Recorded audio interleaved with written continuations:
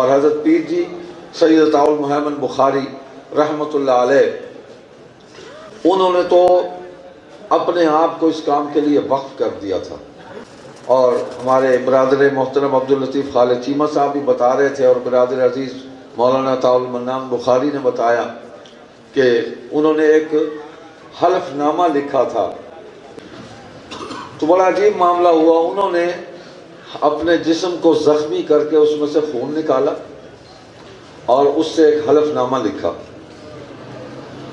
میں جب تک زندہ ہوں ختم نبوت کا کام کرتا رہوں گا، اور میں اس وقت تک چین سے نہیں بیٹھوں گا جب تک قادیانیوں کو غیر مسلم اقلیت قرار نہیں دیا جاتا۔ اور بھی اس میں باتیں ہیں، اور وہ محفوظ ہے، بھائی عطاء المنان کے پاس وہ محفوظ ہے۔ تو جو آدمی اپنے آپ کو اس نہج پر لے جاتا ہے کہ وہ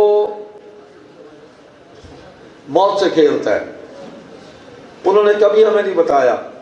انہوں نے ایک دفعہ بتایا کہ مجھ پر 11 یا 12 قاتلانہ حملے ہوئے ہیں چناب نگر میں قادیانیوں نے کیے۔